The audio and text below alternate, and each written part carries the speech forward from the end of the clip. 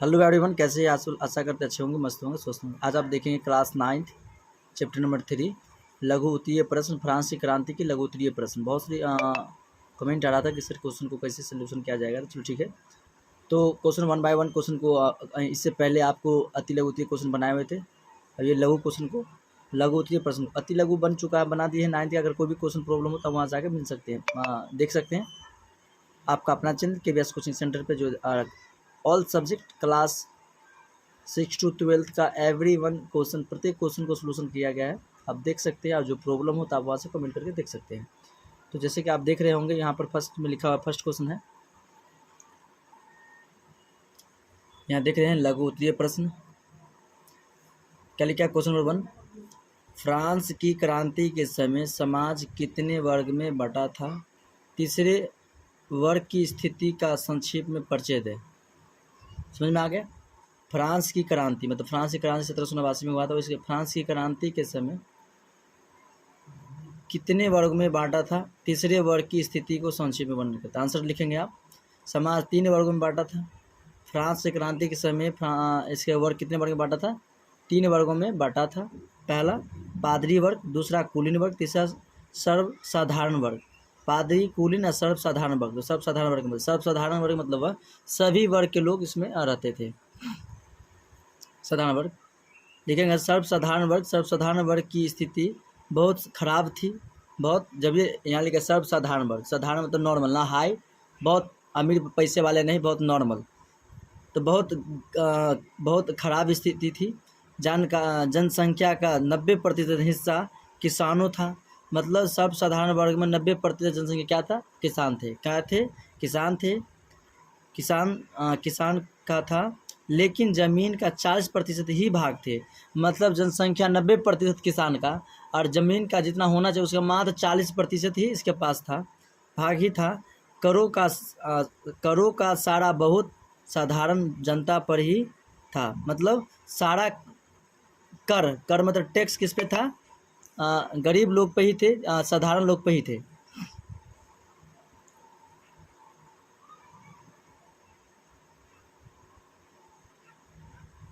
था। कूलिंग और चर्च कर नहीं देते थे। जो मतलब जो कूलिंग वर्ग में आते थे या जो चर्च वर्ग में आते थे, वो इसे क्या होता है, सरकार को टैक्स नहीं देते थे। टैक्स मतलब नहीं देते थे। क्रांति के पूर्व फ्रांस की जनसंख्या तीव्र गति से वृद्धि हुई। अनाज के उत्पादन की तुलना में इसकी आपूर्ति कम हो गई। मतलब जिस तरह से जनसंख्या बढ़ी, उस रफ्तार में जनसंख्या इसका क्या हुआ? आपूर्ति कम होने लगी। यह इसका क्या रहा? रीज़न रहा। अगर आपको समझ में आया होगा तो आप वीडियो को लाइक, शेयर, कमेंट जरूर कर सकते हैं, और अंत तक बने रहें, क्योंकि सारे वीडियो क्वेश्चन हम सोल्यूशन करने वाले हैं। चलिए क्वेश्चन पढ़ेंगे। 2 नंबर क्वेश्चन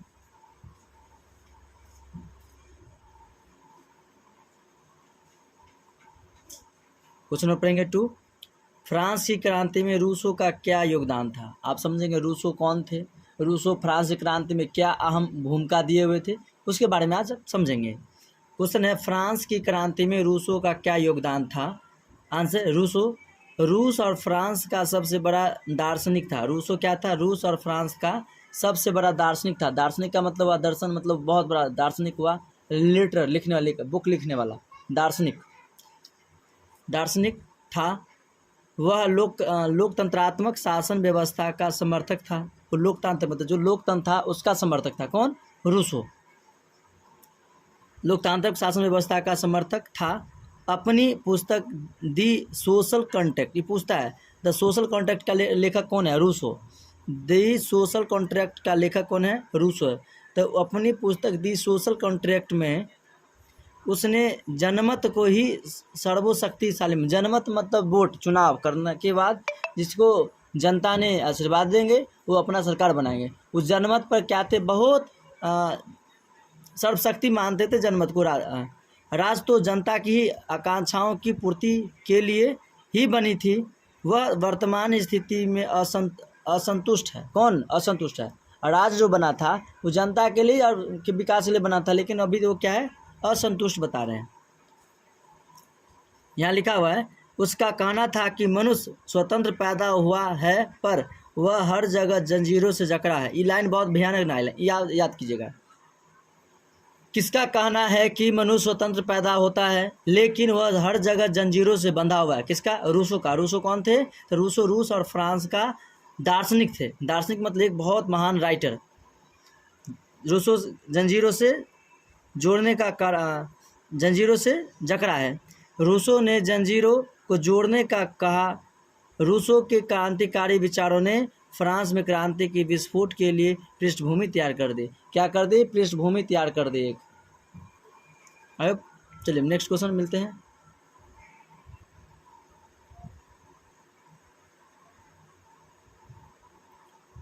क्वेश्चन नंबर पढ़ेंगे 5। बास्टिल के पतन का फ्रांसीसी क्रांति में क्या महत्व?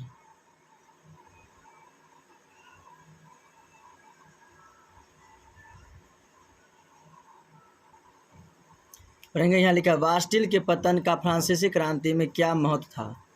तो 14 जुलाई 1789 ईस्वी को भीड़ ने सुरुद किला पर आक्रमण कर दिया। सुरुद किला कहाँ थे? आक्रमण कर दिया। यह किला राजशाही का प्रतीक था। यह किसका प्रतीक था? राजशाही का प्रतीक था। बुरी तरह नष्ट कर दिया गया। इसका व्यापक प्रभाव पड़ा। गांव-गांव में विरोध फैल गया। जिस किसानों ने जमींदारों के ग्रामीण किलों को नष्ट कर दिया। गोदामों में रखे गए अनाज को लूट लिया गया एवं लगान और भूमि संबंधी दस्तावेजों को जलाकर राख कर दिया। ग्रामीण इलाकों में पूरी तरह अव्यवस्था और अराजकता में काम धंधा ठप कर दिया। व्यवस्था हो गई। सामंतों को भावनों पर विवश कर दिया। आगे 14 जुलाई की ही फ्रांसी का स्वतंत्रता दिवस मनाया गया। मतलब फ्रांसी के में बास्तिल का क्या योगदान रहा? तो ये कहा 14 जुलाई 1789 ईस्वी को भीड़ ने किलों पर आक्रमण कर दिया। यह किलो राजशाही का एक प्रतीक था जिसमें किसान सब उसको क्या कर दिया? नष्ट कर दिया। और सरकारी दस्तावेज जितने भी थे सबको क्या किया? जला कर राख कर दिया गया।